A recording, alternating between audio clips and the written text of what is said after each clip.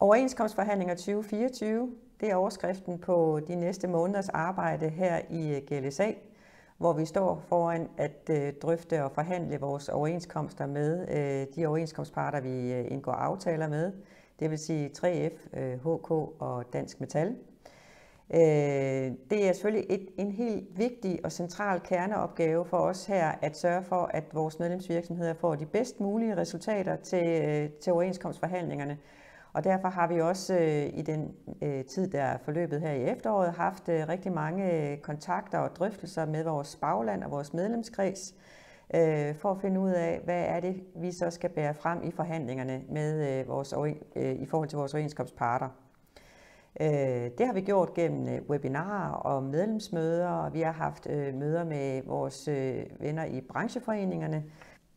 Vi har også haft møder med 3F og HK, sådan helt på det indledende plan, men jeg kan allerede nu afsløre, at der er utrolig høje forventninger fra arbejdstagers side til de resultater, som de gerne vil forhandle hjem efter jul. Og man kan sige, at vores forhandlinger de er jo også på bagkant af de forhandlinger, vi har set på det øvrige private arbejdsmarked i foråret, hvor vi jo historisk set har set de allerhøjeste lønstigninger og resultater i øvrigt på overenskomstområderne, som lønmodtagerparten jo også har en forventning til, at vi skal levere på. Det bliver en rigtig stor udfordring, som vi vil gøre det allerbedste for at forhandle gode resultater hjem til vores medlemskreds omkring. Og det betyder også, at når vi når frem til januar og februar, så er der afsat en lang række forhandlingsdatoer med de faglige organisationer, hvor vi selvfølgelig bringer vores forslag frem for at få de bedst mulige resultater.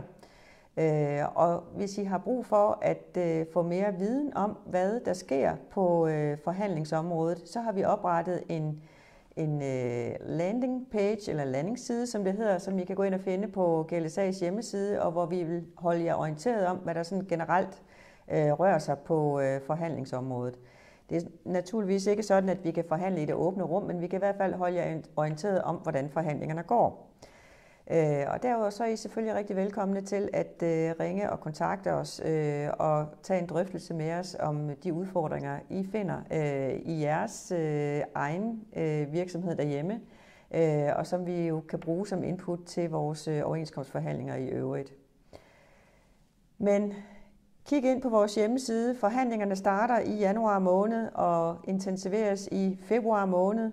Vores overenskomster udløber jo per 29. februar, som er sidste dag for de nuværende gældende overenskomster. Og så skulle vi gerne have nogle andre overenskomster, som træder i stedet med virkning fra den 1. marts.